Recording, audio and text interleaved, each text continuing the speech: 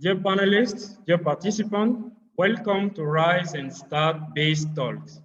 Before we start, I would like to inform you that the translation is available. So the translation is available in French and English. You can click on the translation button that appears on your screen. It's a real pleasure for us to receive young entrepreneurs from some parts of African countries. We will share the experience with this large community of young people who want to start a business and realize the dream. Rise and Start Based Talk is a business online community event for beginners.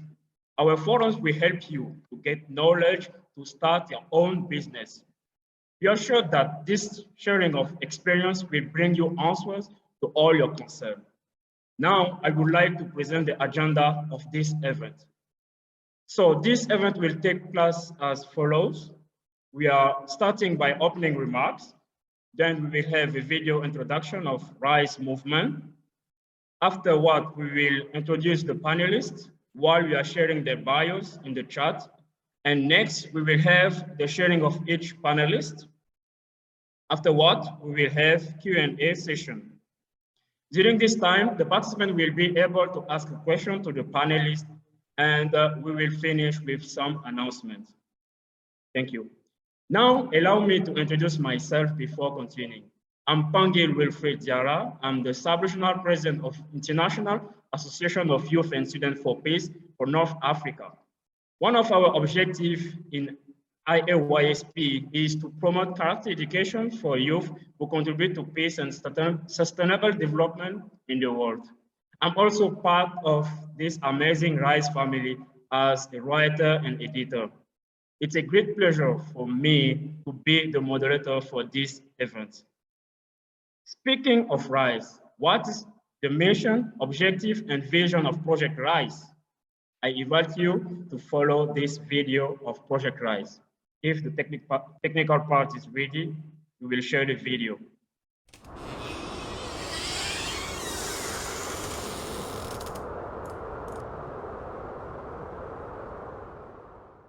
Hey, thank you so much for signing up. We are very excited for you. We believe that you are here for a reason. I think this is going to be your breakthrough to getting started on changing your destiny and creating the life you've always wanted.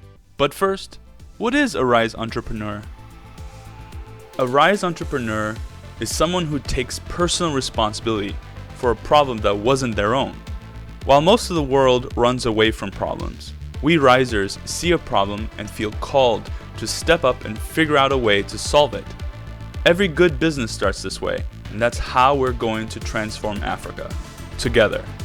Rise is building a movement of young entrepreneurs who take responsibility rather than being victims to circumstances, who looks for a solution rather than making excuses, who focuses on what they want rather than why they can't, who creates their own destiny by putting in the daily work. This is the Rise mentality. Are you ready to set aside your doubts, your fears, your excuses, and why you think you can't? Because you're not alone. Because together, we can. Listen, we understand very well that it's not easy to start your own business and to be an entrepreneur. There's a lot of information out there that can be very confusing and you don't know where to start. Or maybe you don't have access to the right information. Maybe you're worried that entrepreneurship is not for you, that you keep pushing it off, and maybe it's too late to get started.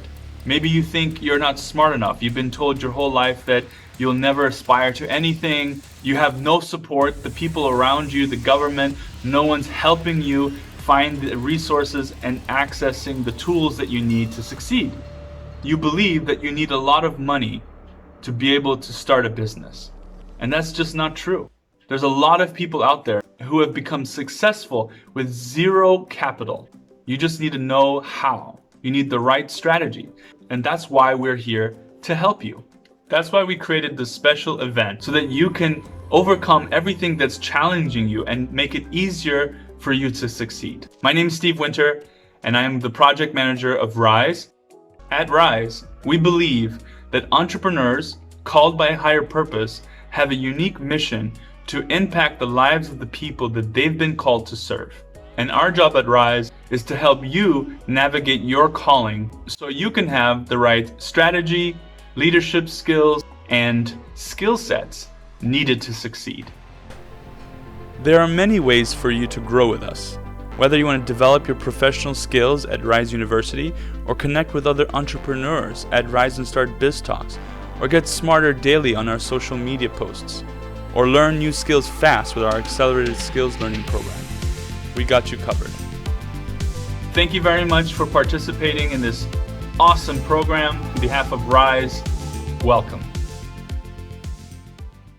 Thank you so much. Thanks to the technical team for sharing the video. Now, I'm sure you're all excited to discover our panelists. We have 4 panelists today. They will each have 10 minutes of sharing. And they are going to share about these following points. 1, what was the internal desire and external result they wanted to achieve?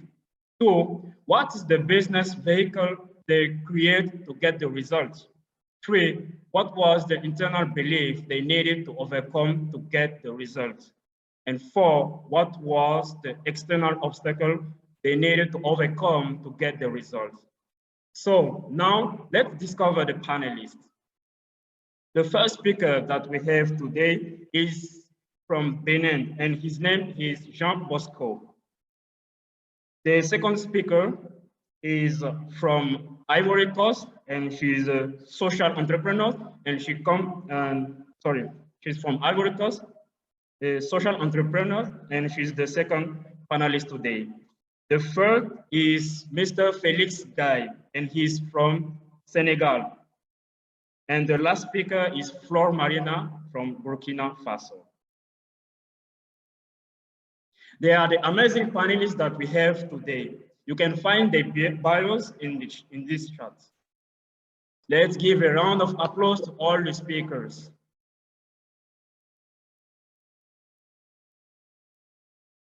So now let's receive the first panelist.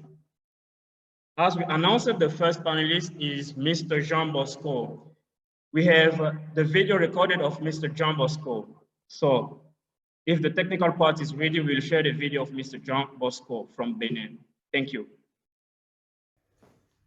Bonjour chers participants, chers internautes. Je suis Bosco Danon, promoteur d'une entreprise électroménager. Nous faisons la promotion, la vente des appareils informatiques, des appareils électroménagers. Le désir interne en créant cette société était de surmonter au chômage.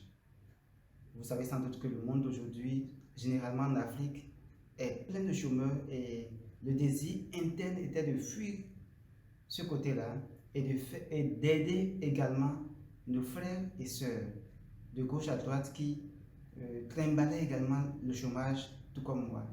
Et le résultat externe était que nous avons réussi à mettre sur place à la Sistor. Nous nous sommes imposés et nous faisons bon chemin. Donc, quand nous avons créé à la Sistor, nous étions tout petits, l'entreprise était toute petite et personne ne nous connaissait. Il a fallu que nous nous jetions sur les réseaux sociaux, sur Facebook, Instagram et autres, tout ce que vous savez, pour faire la publicité, pour faire la promotion de notre entreprise. Nous étions obligés de faire des boostages qui étaient payants, très chers d'ailleurs, et nous sommes aujourd'hui bien connus. Nous utilisons également la politique de nos contacts, nos frères et sœurs, amis qui sont à la maison, qui sont sur les réseaux sociaux. Nous faisons la photo de nos appareils qu'on les envoie, on les propose à des prix de revendeurs, des prix partenaires. Donc, ils se chargent de distribuer et de gagner également le bénéfice. Ça permettait également à réduire un tant soit peu le chômage, à aider le quotidien. Donc, la politique utilisée réellement avec les clients, c'était de leur offrir au moins 2 ans de garantie. Nous partons souvent de 1 an à 2 ans de garantie sur nos produits. Nous offrons la livraison gratuite. Nous offrons également le service après-vente. Ça permet aux clients une sorte de sécurité et ça leur permet de revenir encore vers nous quand ils ont besoin d'autres articles Et ça leur permet également de faire également notre publicité auprès de ceux qui les entourent. Donc, quand nous avons créé Alassi Store, en créant d'abord Alassi Store, c'est que bon, tout ira très bien, oui, parce que quand on fait le plan, oui, voilà, on crée Alassi Store, on met les produits et on se met à vendre. Mais déjà, juste quand nous avons créé le local, quand nous avons arrangé le local, déjà je peux déjà vous garantir que là, il y avait déjà la première difficulté était que nous n'avons plus de moyens pour mettre de produits dans la boutique. C'était tellement compliqué. Nous n'avons pas pensé que on aurait déjà des difficultés, déjà même à la création. Donc, il fallait surmonter toutes ces réalités qu'on a dû rencontrer en réalité sur le terrain, puisqu'on s'imaginait que, voilà, on crée et déjà tout ira bien, on dira nous vendons des frigos, nous vendons des ordinateurs et les clients viendront à nous et nous allons vendre. Mais c'était totalement autre chose. Donc, parlant des obstacles, les obstacles sont tellement nombreux que je ne pourrais tout dire ici. C'est tellement nombreux, assez de montagnes à franchir. Donc, déjà en créant Alassi Store, on a déjà eu du mal à mettre les produits, faire le partenariat. Donc, aujourd'hui, je fais la promotion des appareils électroménagers de marque Roche. Au départ, quand nous sommes allés vers cette entreprise, ils nous ont dit miettes. Ils étaient catégoriquement fermes qu'ils ne peuvent pas travailler avec nous parce que nous étions trop petits pour travailler avec eux. Donc, nous nous sommes mis en collaboration avec autres boutiques qui faisaient la même chose comme nous. On a essayé de les mettre en confiance, de prendre les produits, mettre à la boutique et revendre. Et là, c'était encore très compliqué parce qu'il fallait établir le lien de confiance avec cette boutique qui voulait très bien nous faire confiance en nous remettant leurs produits. C'était totalement compliqué et cette personne a commencé par nous remettre les produits des réfrigérateurs one by one, un à un. Genre, ils nous remettent un frigo, vous arrivez à vendre le frigo en un temps record, vous amenez les sous et vous reprenez encore un autre.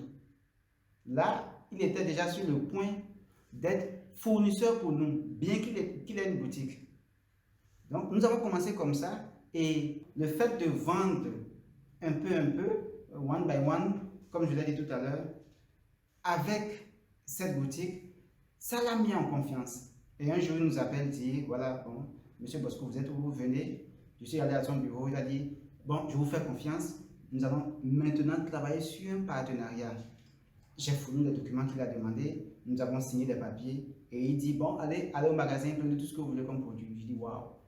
Donc, c'est déjà là que nous avons commencé par mieux vendre, par remplir la boutique, par faire la promotion des appareils électroménagers. Et bizarrement, on a mieux fait la promotion de la marque Roche. La marque Roche qui nous avait, je dirais, refoulé.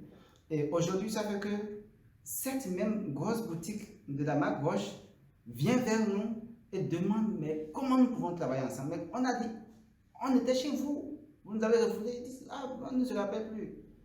Donc, c'est pour inciter tous ceux qui nous suivent actuellement au courage, au travail, à travailler très fort, à ne jamais baisser les bras, parce que obtenir un résultat, c'est vraiment compliqué, c'est vraiment difficile, ce n'est pas du tout facile. Donc, c'est l'occasion pour moi de dire merci à tous ceux qui ont permis à ce que je participe à cet événement. Je vous encourage. Merci pour la promotion que vous faites pour nous. Merci à tous ceux qui soutiennent cette activité. Je vous remercie. Thank you, Mr. Jean Bosco. Let's give a round of applause for Mr. Jean Bosco. Thank you for his presentation. As we can see, it's never easy at the beginning, but the most important is to believe in you and make it a reality.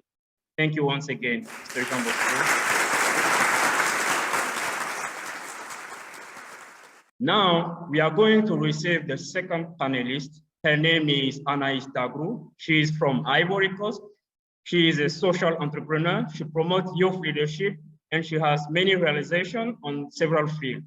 Miss Anaïs, the floor is yours.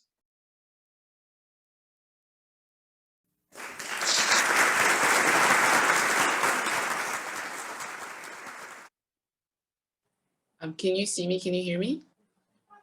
Yes, we can hear you. Okay, great. As we said, so my name is Anaïs. I'm originally from Ivory Coast and Burundi, but I grew up in different countries. So as Wilfried said, I'm a social entrepreneur. We don't usually talk about social entrepreneurs, but what we do is that instead of like resolving a problem and then making money, we try to resolve community-based problems. So we are trying to put into place different projects to resolve community-based problems. So in my case, I was very focused on the education of young girls in Ivory Coast. So I put into place a project called Mouvement Femmes et Paroles. The aim was to build a community in which women will have the power to say whatever they want and have access to education. So with that project, we educated more than, I think, since 2020, we created the project in 2020. We have educated more than 400 girls. But it was not just in Abidjan, it was also in different cities in Ivory Coast. So what was kind of like hard for us, I'll say, especially for social entrepreneurs, is the fact that you're supposed to gather people to help you for your work, but you're not paying them. So it's kind of like hard to gather people to share your vision, share your mission, share your values without paying them. So I think like that's the slightly difficult part for social entrepreneurs, because we don't have money to do what we're doing. We just have faith, we just have, I'll say, motivations. So it's kind of like hard to, all the time you're supposed to run everywhere to beg for money to people. So either the government, either some companies that maybe are sharing the same values as you. So it's not easy on a daily basis. And I know even like an entrepreneur, it's not easy on a daily basis, but I feel like as a social entrepreneur, you can't control anything because you just don't have the money, right? So you just need to try to find like more ways, new ways to find money on a daily basis, which I feel like it was hard for us. Especially, I know not everyone is from Côte d'Ivoire, Ivory Coast, but when we talk about the education of girls, they don't really believe in education for girls.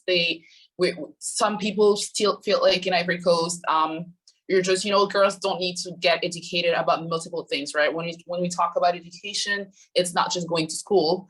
It's also know about consent, sexual violence. We talk about period too. So it's like how to educate them to be better women in our society. Because when we educate women, girls, you're raising better women for later, right? So I think that one of the main obstacles for us was getting money to do bigger thing, I'll say. It's been 2 years, but we had the help of the government. We had the help of other associations, embassies also. We have a lot of embassies here that believe in the education of girls and women in Ivory Coast. So I think that was kind of like a relief for us to know that some people actually believe in the values that we share. The second obstacle I'll say in Africa is that everything that I've learned about education for girls, I learned that in Canada. So when I came back, I was kind of like, why you're taking things from Canada to like come back with that back home? Like, whatever you're teaching us, it's for like Canadian people, it's not for us. But when we talk about education, it's for everyone, right? Canadian people had the absolutely luck to have access to education, right? The girls, most of them, I'll say. So it was kind of like they didn't want to have another system that is different from what we're used to see. So it was a big obstacle for us because not everyone wanted to follow us. Not everyone wanted to believe in whatever we were sharing. So it wasn't easy from the at the beginning, but I'll definitely say that after 2 years, we've been going in schools, we've been going, even though some cities and some villages, they don't have schools, we've been going to communities to talk to them, to share experiences, to kind of see what kind of resources we can share with them.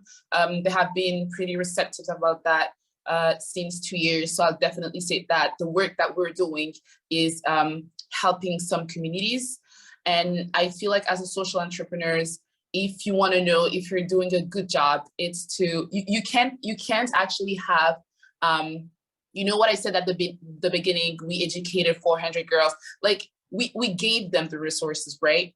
We don't know if they're going to use the resources, but to make sure that you're doing a good job is that at the end of the day, you're happy with the resources that you shared. And then you know that even though those 400 might not use those resources, other people listen to what we said, and they might share to their communities too on the long term, right? And I'll definitely say that our aim is not just to stay in Ivory Coast.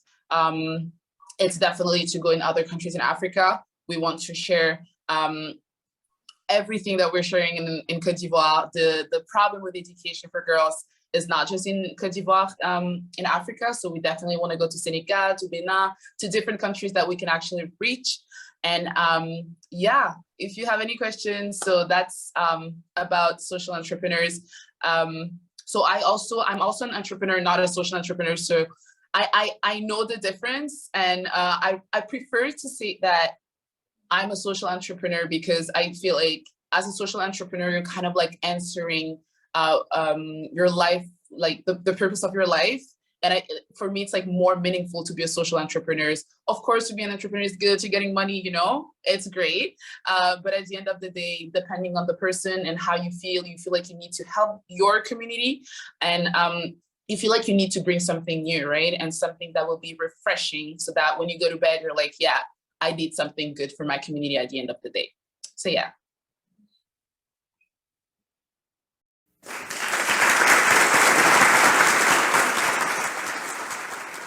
Thank you so much, Ms. Dagro.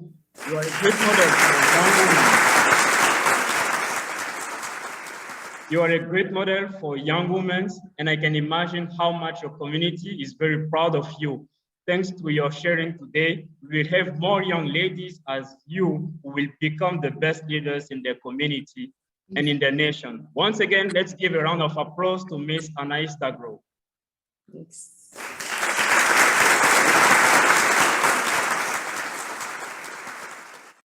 Now, let's receive the third panelist. His name is Mr. Felix Guy from Senegal. He is the owner of a travel agency in Senegal. Let's receive Mr. Guy with the round of applause. Mr. Guy, the floor is yours.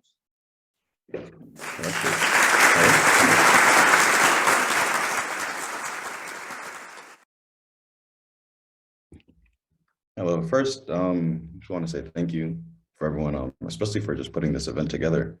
I think that just any time for people to come together and share their stories, share their passions, share their business, and just network is a really valuable opportunity. So I'm happy to have the chance to share a little bit about my experience and my story. David, he told me to send a quick bio. I wasn't sure what to say. So I'll just start with a quick introduction to myself. My name is Felix. I'm currently living in Senegal. I was born and raised in New York. I moved to Senegal about 3 years ago. 3 years ago in June 2019. And honestly, the reason that I came was with the aspect of business in my mind.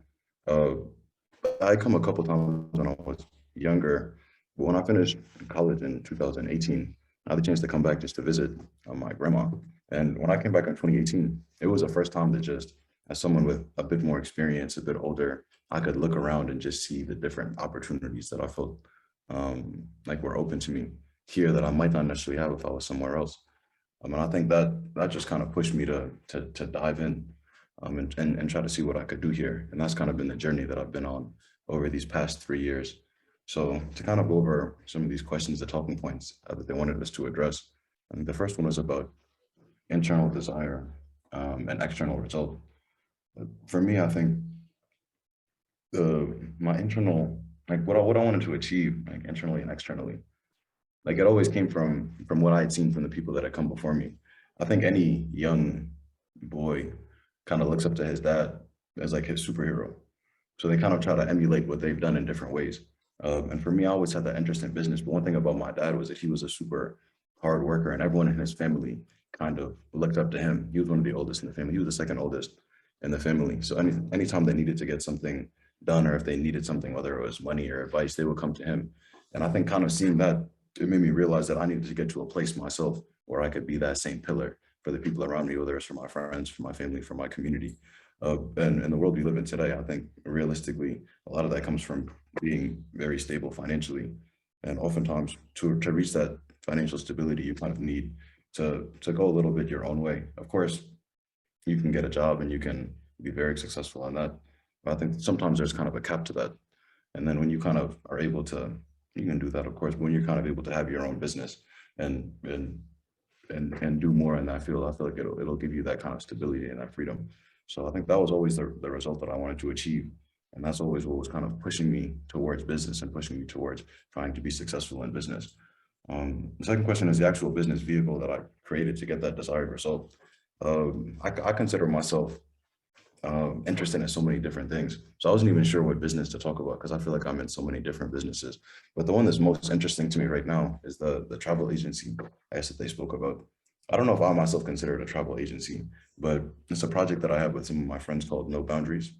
And coming from New York and having like a big network over there, I felt like it was such a different experience for me to come to Senegal and just see how people were living here and just the stark contrast. And I wanted to give that experience to the people that I grew up with.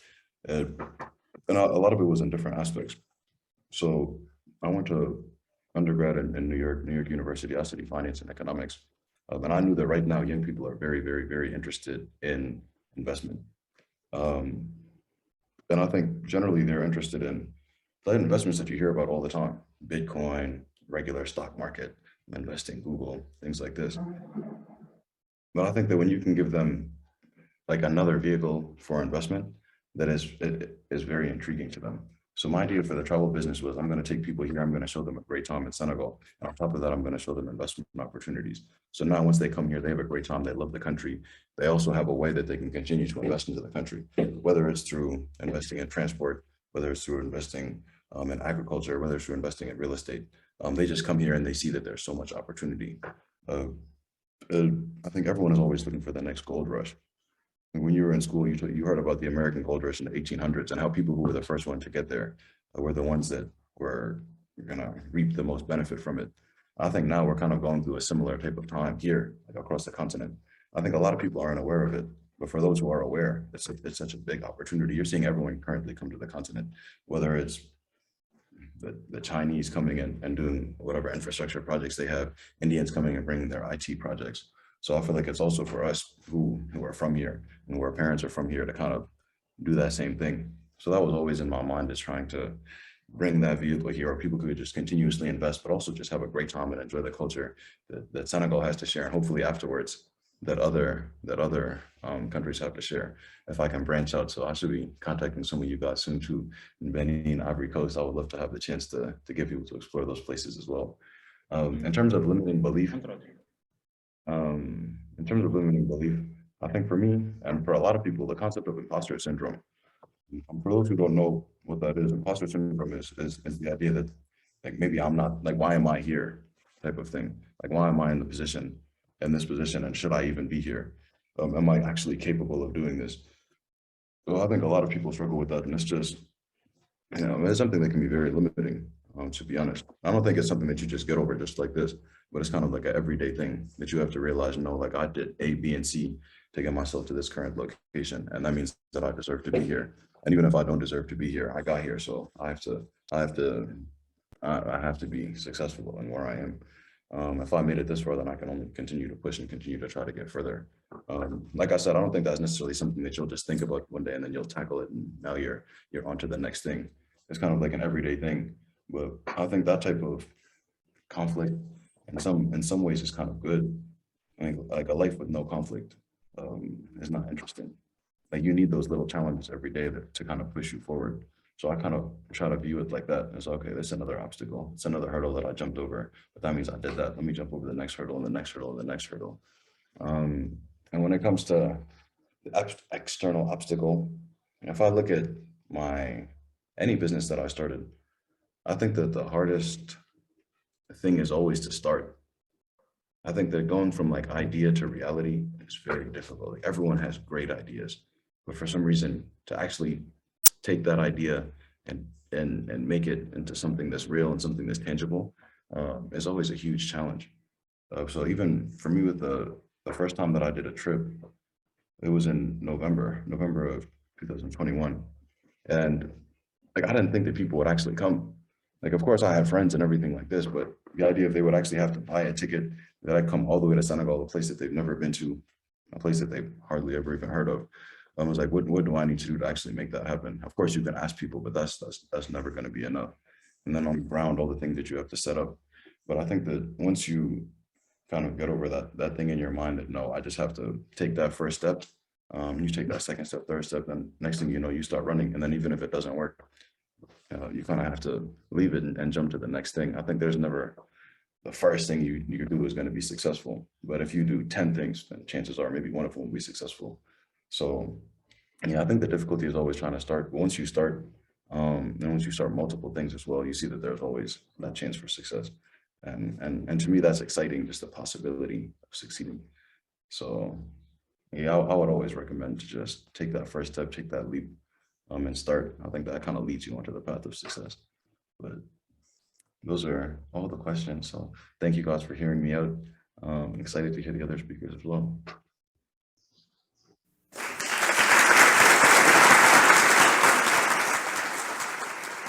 Thank you very much, Mr. Guy, for this wonderful sharing. I'm sure that your experience is already inspiring most of our people attending this event today. Once again, congratulations for your realization, and we wish you all the best for the next step. Thank you so much.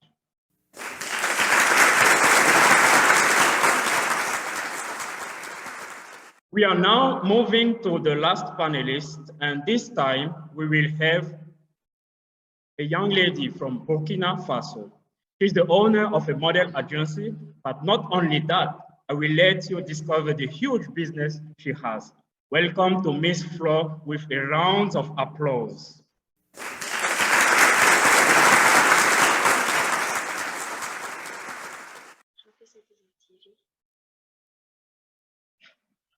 Bonsoir à tous, j'espère que vous allez bien.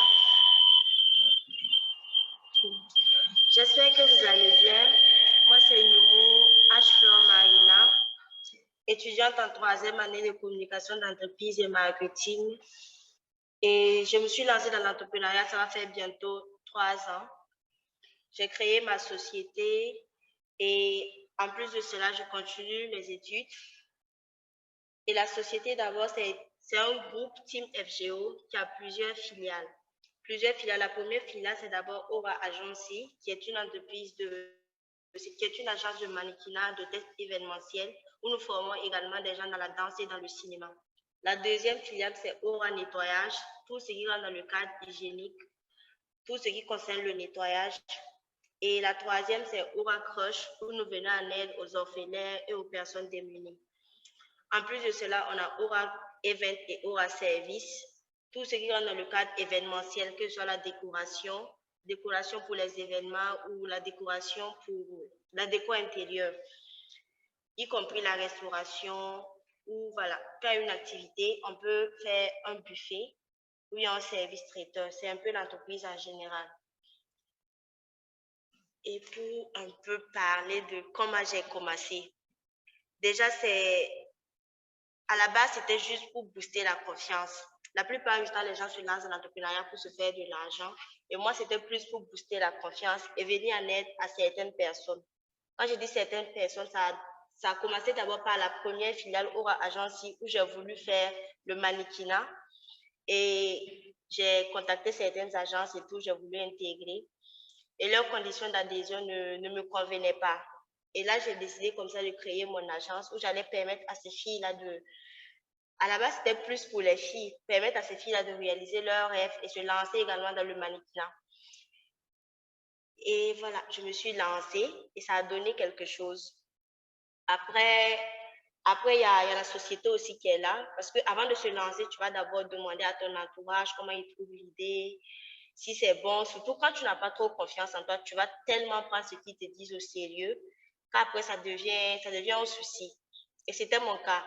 J'ai d'abord demandé à mon entourage, c'est-à-dire mes amis, à savoir qu'est-ce qu'ils pensaient de l'idée, est-ce que ça peut donner. Et vu que je n'avais pas trop confiance en moi, c'était assez compliqué. Donc, tout ce qu'on disait, moi, je prenais ça à cœur. Puis, j'ai dit, bon, de toutes les façons, ça ne va pas donner, quoi. D'ailleurs, un tel a dit que si tu fais ça, ça sera comme si tu as besoin de telle somme pour te lancer. Donc, j'ai failli abandonner. Et après, je me suis dit, quoi, si l'idée, elle est venue dans ma tête, c'est qu'elle est quand même bonne. Pourquoi ne pas essayer? Et même si ça ne donne pas, tu auras quand même essayé. Et je me suis lancée.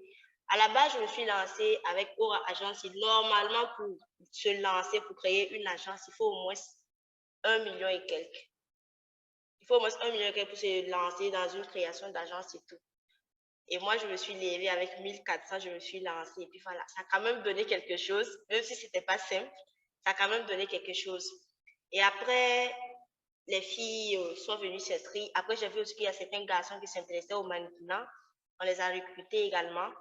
Et récemment, on a fait la sortie de promotion où ils ont reçu leur attestation. Et il y a eu 2 promotions. Ils ont reçu leur attestation. Et c'était quand même bien. Et vu l'expérience qu'on a vécue, avec le staff que j'ai dû créer, j'ai dû apprendre à travailler en groupe, j'ai dû apprendre aussi à m'y faire en fait de ce que les gens vont dire, à aussi apprendre à, comment je vais dire ça, à me comporter en fait comme la promotrice. Parce que je me dis que ces choses-là, on n'apprend pas ça à l'école, c'est sur le terrain que tu vas plus apprendre ça. Surtout travailler avec des jeunes qui ont à peu près le même âge que toi, il y a beaucoup de choses que tu dois prendre en compte. Leur tension, leur façon de gérer les choses, vu que chacun a son comportement, chacun a son éducation, ce n'est pas du tout simple. Mais avec le temps, tu apprends et puis tu fais avec. Il y a quelle autre question à laquelle je dois répondre? Et je crois que pour Aura Nettoyage aussi, c'était le cas, mais là, c'était plus avec des personnes âgées. C'était plus avec des personnes âgées qu'on travaille. Et là aussi, il fallait apprendre à travailler avec les personnes âgées, se comporter comme leurs filles en même temps comme leurs boss, parce que travailler avec des personnes qui ont à peu près l'âge des parents, c'est pas simple. Certains vont te dire que voilà, eux, ils ont des filles qui ont ton âge, donc il faut que tu te calmes pour parler avec eux.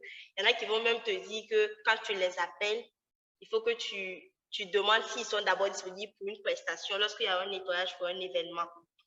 Donc tout ça, c'est pas simple en fait. Et y compris les études.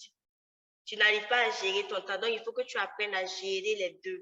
Tu apprends à gérer le travail en même temps l'école. Parce que souvent, il y a des devoirs.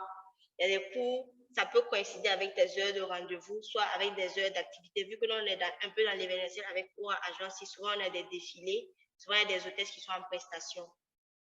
Donc souvent tu seras amené à choisir parmi les deux, ce qui n'est pas chose facile parce que tu dois quand même arriver à gérer les deux en même temps. Et quand ça arrive que tu dois choisir entre les deux, ça peut devenir aussi un souci parce que les deux comptent pour toi, mais à un moment tu dois choisir parmi les deux.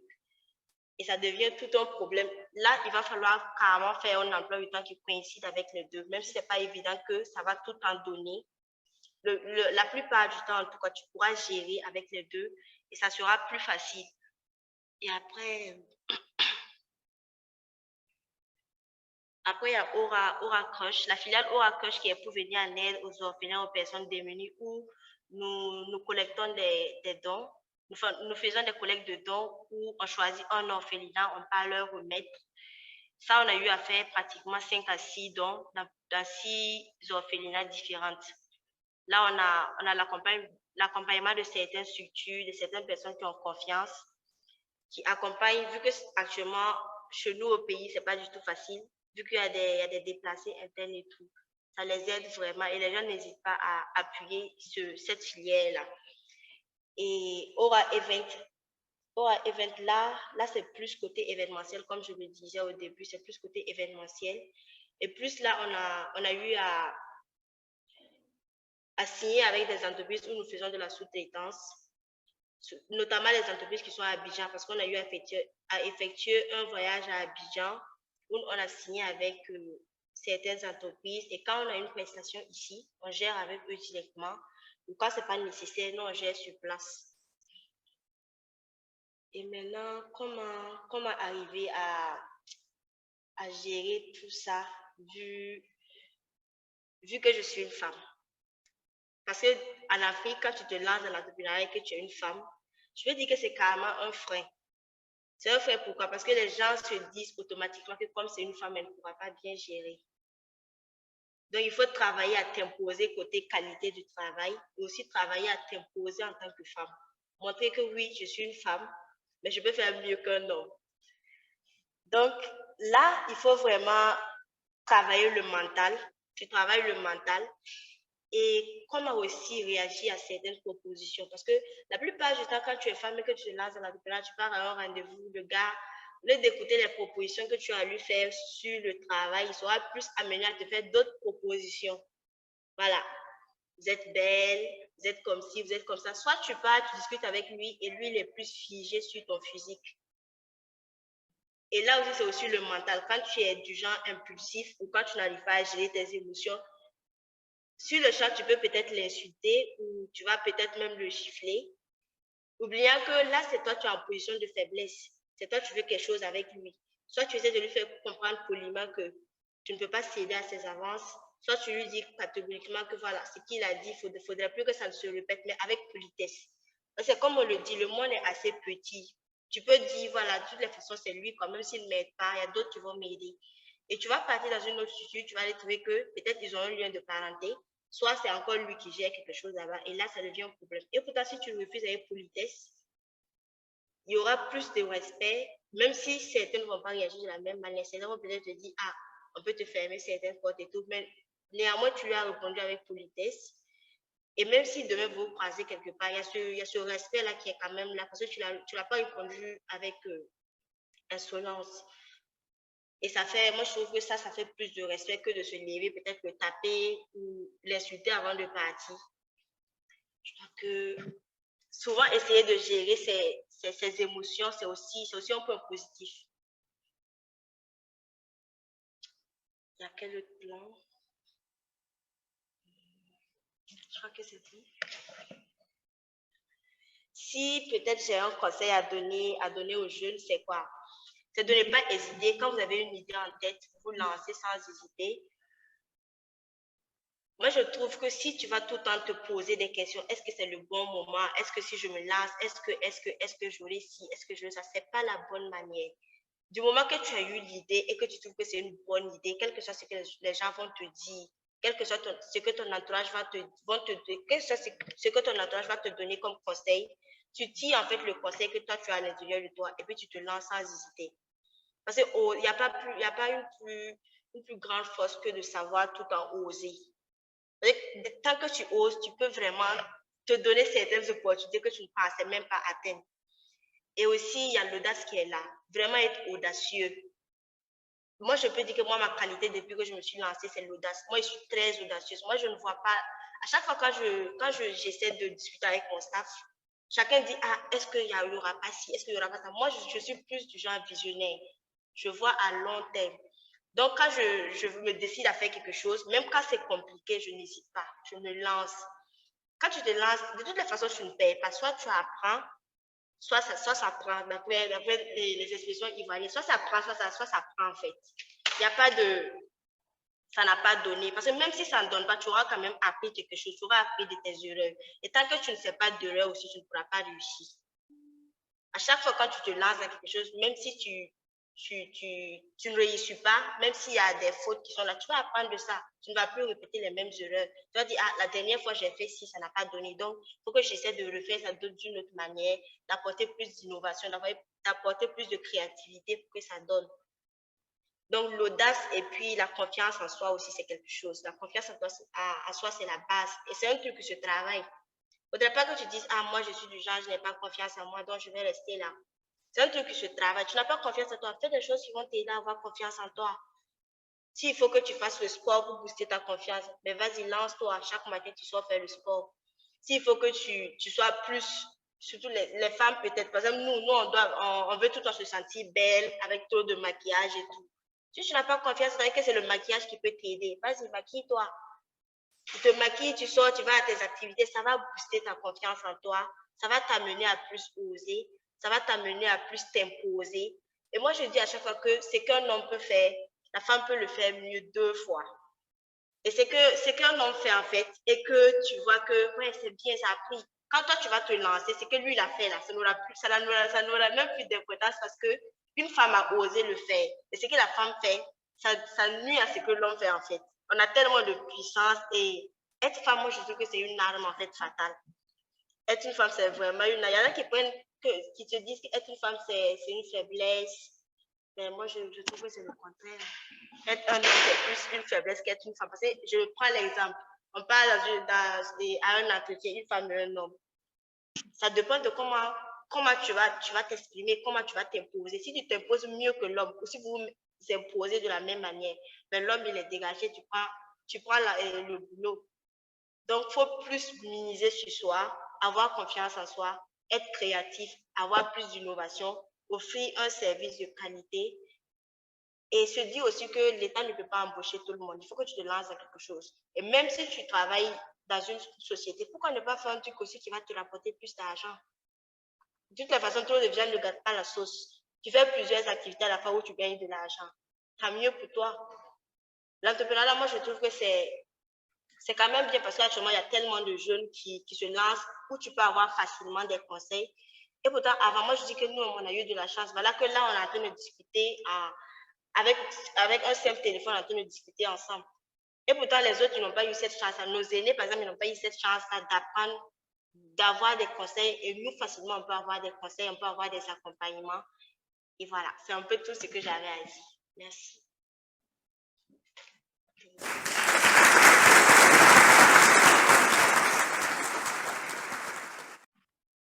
Thank you so much, Ms. Flo, for your presentation.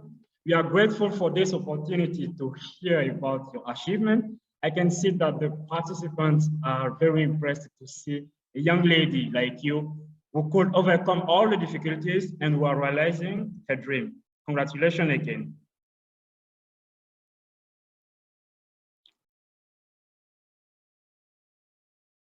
So I hope you can still hear me properly. Now, we'll open the next window of this event.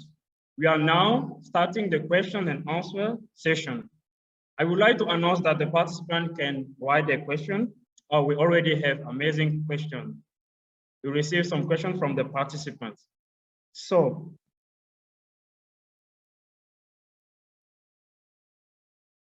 the first question is for Ms. Dagro. Ms. Dagro, how did you get the motivation to start your work? One of the participants would like to know.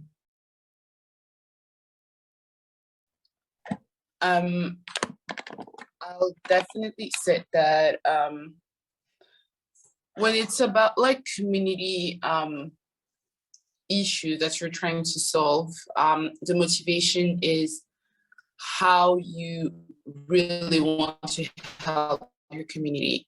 And I feel like I'm still the type of person that really wants to make sure that I am in a community and I am doing something for my community. So as a social entrepreneur, but also as an entrepreneur, you're trying to make sure that you're answering to a problem, right?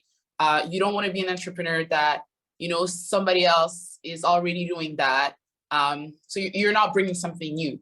For me, innovation is something that is very important. So I'll definitely say that the motivation was that I really wanted to bring something new within my community. Definitely when you talk about the education of women or girls, it's not new, but what is new, it's how you're doing it, the tools that you're using, the resources that you're sharing, and of course, your perspective will always be different from someone else, right?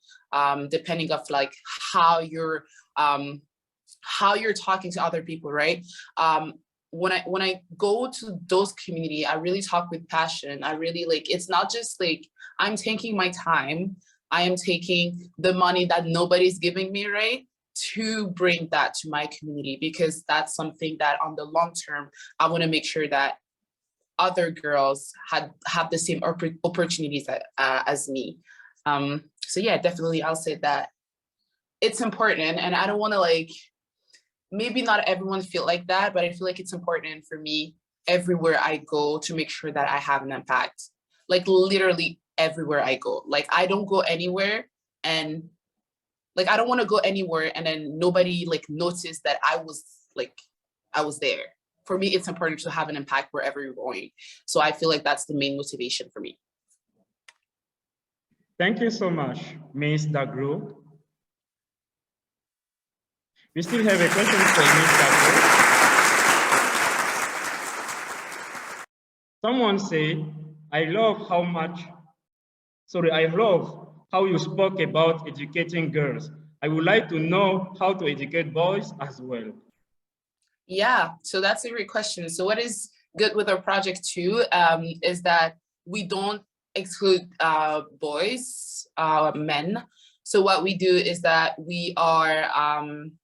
we're convinced that the education of girls goes along with the education of boys, especially when we're going to schools and we're talking about consent. Consent is not just for girls, it's also for boys. So of course it's super important, but also you need to know that, you know, when you have a project, you need to know your audience, right? Our main audience is of course the girls, women, but we don't exclude men or boys when we're doing our interventions. So yeah, that's a great question. We don't forget about men, even though y'all are forgetting about us. We don't forget about men. We think about men and the education of men and boys too. Thank you so much, Ms. Dagro. We have more questions for you, but we want to read this question from the participant. This is for Mr. Guy. Mr. Guy, how did you actually handle the hurdle of imposter syndrome?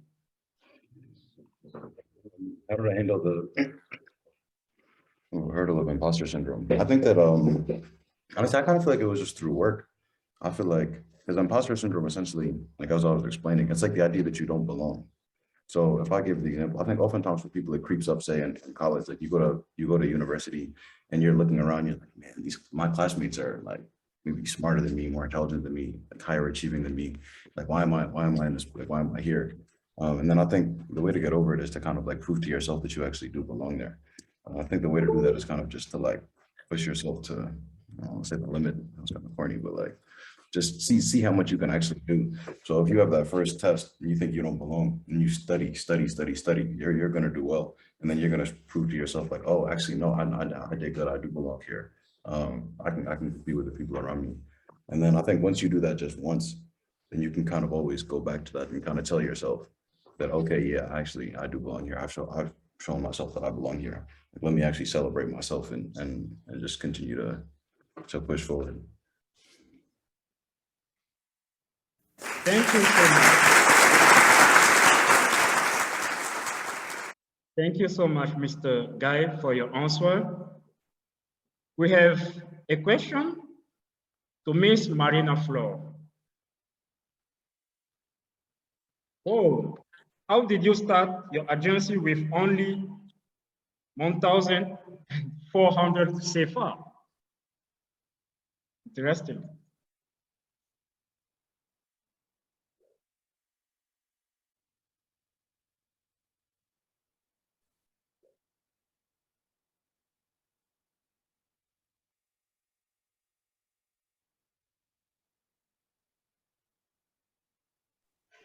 I think Miss Flor couldn't hear the question. La question c'était quoi déjà?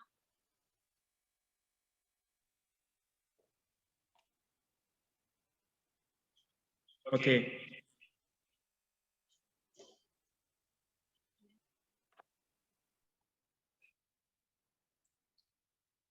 I will just ask in French. Comment avez-vous été en mesure de commencer votre business avec seulement 1400 francs CFA? Déjà, les 1400 francs CFA, c'était quoi? Je n'ai même pas commencé avec 1400, ça va vraiment être clair en fait. Ça va être vraiment être clair, c'est pas 1400. C'est avec 0 francs. Parce que les 1400, c'était quoi? C'était les 1000 francs pour les mégas. Et les 400 francs, c'était quoi? Le logo. J'ai fait le logo à crédit. Ou les 400 francs, j'ai dit, ah, faut prendre les 400 là. Après, quand j'aurai l'argent, je vais venir compléter. C'était plus ça en fait. Donc, si on va bien réfléchir, c'était à 0 francs, je me suis lancée. Et après, comment j'ai fait pour avoir des sources de revenus? J'ai commencé un business en ligne où je vendais les vêtements. Je commandais en Chine et quand ça venait, je revendais. C'est là que j'ai eu des sources de revenus que j'ai essayé de réinvestir. Et puis voilà, c'est là que je gagne mes sources de revenus pour plus financer le projet. Non, on ne va pas venir vous dire que l'entrepreneuriat est facile. Ce n'est pas du tout facile. Parce que si tu te lances dans l'entrepreneuriat, c'est des dettes, c'est des nuits blanches, c'est tout en réfléchir pour apporter plus d'innovation. Parce que dans chaque domaine d'activité, il y a la concurrence. Et la concurrence, ce n'est pas une petite concurrence. On est tous jeunes ensemble. On est tous jeunes et chacun essaie d'apporter sa pierre. Donc, chacun essaie d'apporter plus d'innovation. C'est en fait, se lancer, dès que tu as pu oser, l'argent ne sera plus un souci. Tu vas trouver autre solution pour avoir l'argent. Ça, c'est certain. Il faut juste te lancer.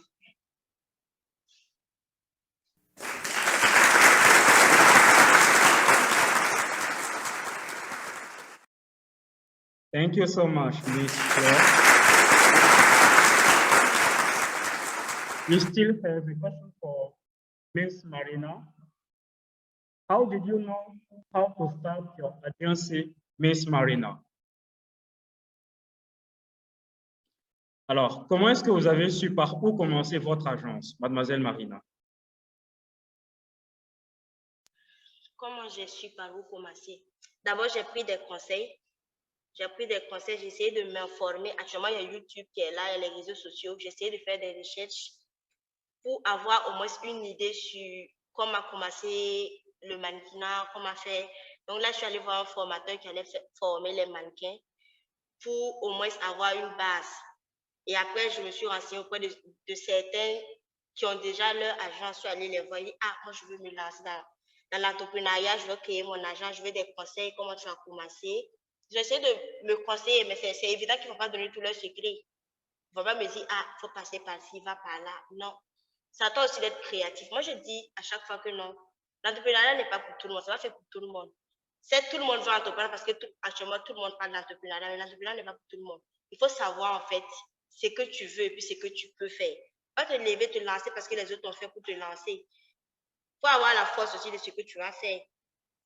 Et dans n'importe quel domaine où tu veux te lancer, il faut te frotter à ceux qui sont déjà lancés. C'est eux qui savent comment essayer sur le terrain. Ils vont te conseiller. Certes, ils ne vont pas tous te donner des bons conseils. D'autres ne vont pas donner tous leurs secrets. Mais au moins, tu auras une petite idée sur ce qu'il y a. Et aussi, tu vas faire des recherches pour t'informer plus et aussi enrichir ce que tu veux faire.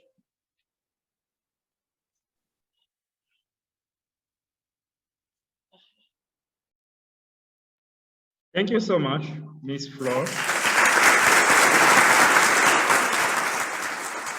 Now we have the last question for both of you, Ms. Fleur and Ms. Anaïs. Ms. Fleur and Ms. Daglo.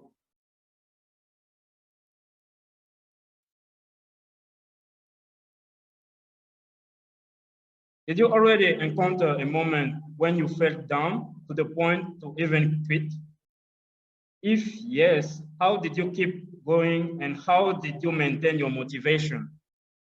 So we will start with Ms. Anaïs. Ms. Anaïs, you have it. Do you mind repeating the question, please?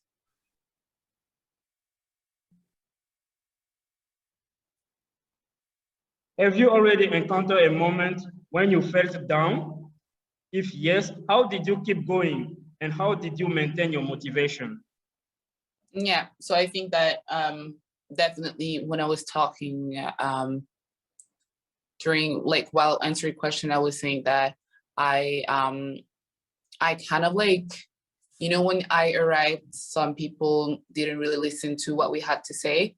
And definitely an example was when I went to my village, and that definitely made me understand that I'm never going to change the vision that we have here about the girls. And it was kind of like sad because, you know, before going in another country, the only idea or the only ideal place that you know is like where you're coming from, right? So they literally made me understand that nothing will change. Whatever the work that you're going to do, it's never going to change. So it's kind of hard to hear that, because you're expecting that your community or the people that you grew up with are going to be the first one to help you, to cheer you. So it was kind of like hard for me to understand how to change their perspectives. Especially, you can educate people, but you need to understand where they're coming from and then how to educate them, right? And that's something that I didn't understand at the beginning. So I was kind of like, I won't say sad, I'll definitely say disappointed, but why I didn't stop, I'll definitely say the main reason is that I believe in everything that I'm doing. I know that on the long term, in 5 to 10 years, like I'm going to change the education in Ivory Coast. So like she said before, you need to be, you need to believe in whatever you're doing. And I do believe in everything that I'm doing. I'm very self-confident because I know what I can do and I know what I cannot do. And I feel like that's something my purpose in life is that it's to help my community when we talk about education, especially for girls. So I feel like that's what I'm supposed to do in my entire life. So I'm not going to stop until I die. So I guess that's my motivation.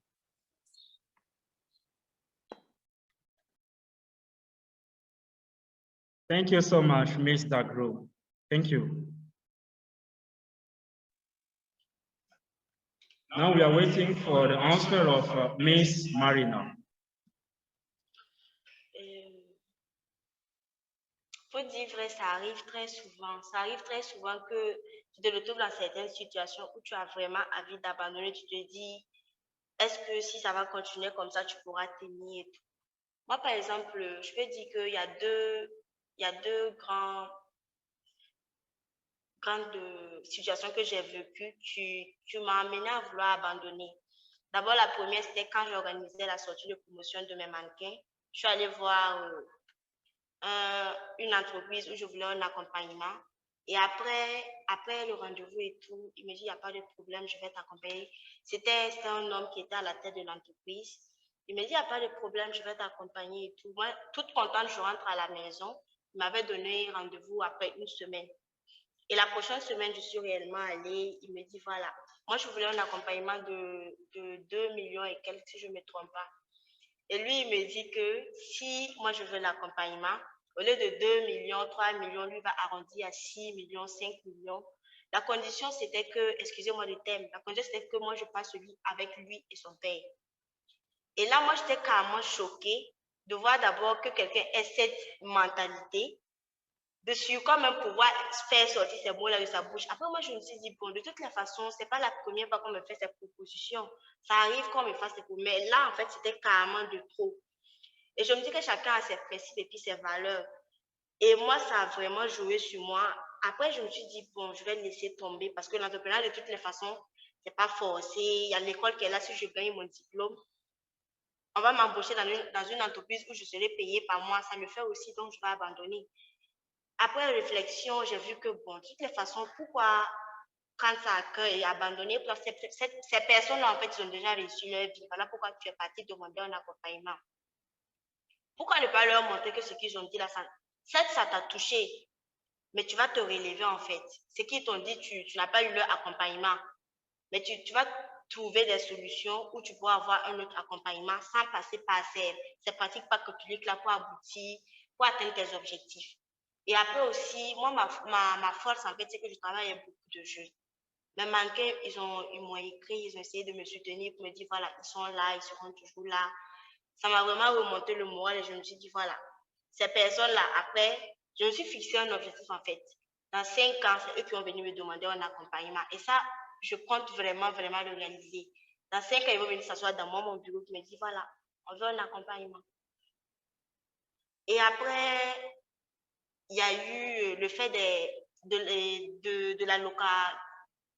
du local, en fait. Parce que quand tu te lances dans l'entrepreneuriat ici au Burkina, d'abord, ils vont te dire d'avoir tes papiers.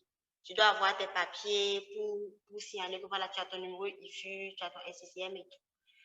Donc après, vu que c'était quand même la base, j'ai vu les papiers et tout. Mais la plupart du temps, quand tu parles, on te dit, voilà, il te faut un local, il te faut un local.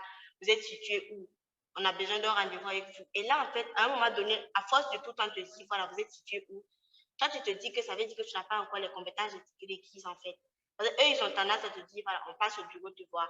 Soit vous êtes situé où? Quand tu prends un rendez-vous, pour être plus crédible, il faut que tu aies un local. Parce que quand tu n'as pas de local, ils vont te dire, voilà, parce qu'il y a un autre jeune qui veut frimer, qui veut dire qu'il a une entreprise alors qu'il n'a même pas de local. Et toi, ça aura tendance à baisser, ça va baisser ton moral. Et tant que tu n'es pas fort, et à chaque fois qu'on va te poser la question, d'abord, tu seras gêné. Tu vas répondre, peut-être tu vas forcer le sourire pour répondre. Et après, tu vas te dire, bon, je vais laisser tomber. Quand j'aurai l'argent pour un local, je vais me relancer. Parce que ça ne sert pas de tout le temps aller. On va te dire, où est ton local? Tu dis, je n'ai pas encore de local. Ou bien tu vas mentir. Ça, c'est vraiment quelque chose qui peut freiner. Je crois que c'est les deux là qui m'ont plus touchée depuis que je me suis lancée dans l'entrepreneuriat.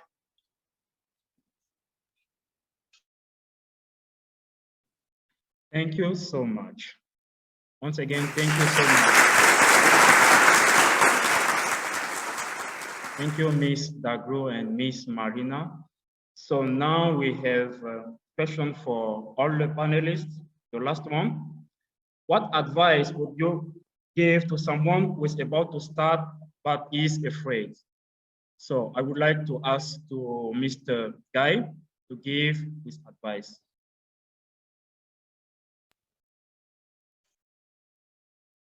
I think similar to what I said before, I would say, and I think the other panelists have kind of repeated it as well. I think the best advice is really just to start, just to try. I feel like it's almost natural to stumble. Like if you happen to fail, that's almost to be expected. But it's like that old adage that you're gonna have to fail and fail, and then eventually you'll lead to success. So I would suggest just starting out. I think starting can be in multiple ways. You have people around you, start just having those conversations, look at what the realistic next steps look like. Like try to find like a realistic thing that you know you can do in terms of like the first step, and then make that first step happen. And then once you're successful with that first step, now you can take that second and that third step and that fourth step. But yeah, I think it really just comes with just having that initiative to actually take that first step and then just start.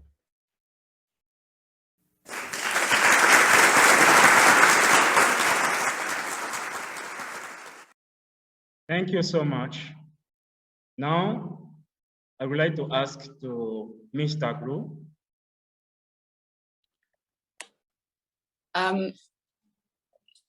I'll definitely say, like I said before, it's definitely believe in whatever you're doing. If you feel like I mean, we all have something that we believe in. So if you believe that you can bring something new to the table, if you believe that you can help your community, if you believe that you have, like innovative ideas, definitely start.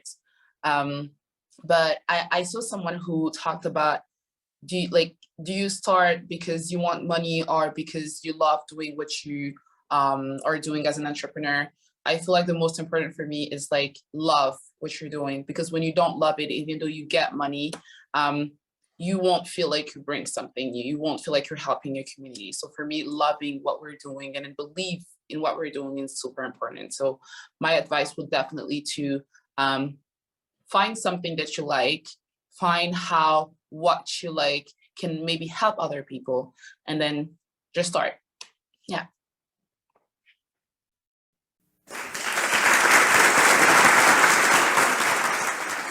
Thank you so much, Ms. Anaïs Dagro. Also, thank you. Someone is saying that we have authentic answers to real questions. So we are very proud of that. Thank you so much. it looks like Miss Marina is having some issues with connections. So I would like to introduce now Mr. Stefan Winter. He is the project manager of RISE. And we want to welcome Mr. Stefan for the closing remarks. Mr. Stefan, the floor is yours. Hello, everyone. Hello, everyone. Thank you so much for being here. I'm so grateful to see all these wonderful, shiny faces. I also want to say thank you on behalf of RISE and our team to the panelists who came today to give such honest, authentic sharing. I think you touched a lot of our hearts by being here with your message and inspired all of us. RISE is a movement of young people in Africa to kind of take control of where they're at in the situations in their life and to see how they can make a difference with the passions that they have inside of them to serve God, to serve our fellow Africans. And we want to empower each of us. I grew up in Africa. I was born and raised in Ivory Coast and in Nigeria. So I consider myself African to the core. And my brother and I are working together with an amazing team of people to make this happen. And I'd like to extend an invitation to you all to come to our next events. We would like to have one every month or so and hear more wonderful people like Mrs. Dagro and Mr. Guy and what's the next name? Yeah. Forgive me if I don't remember everybody's names. But I would like to have more of you come. And so thank you very much. I might say, I might take over our wonderful moderator's job if I say this, but maybe I'll just go ahead and say it. Please, panelists, share how can we reach you, all the participants, how can we follow you on your social media, how can we stay in touch and help you in your business. You've given us so much valuable information.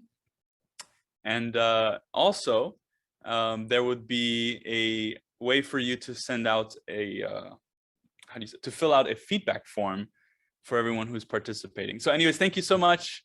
I'm grateful to be here with all of you. Thank you for attending. And I give the floor back to our wonderful moderator, Pangyo.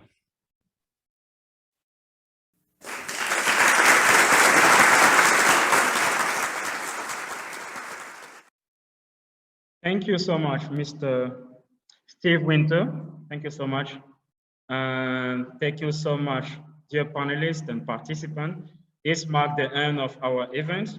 Before we close the session, I just want to announce that we want to have the links of social media of the different panelists that we have today as the project manager announced.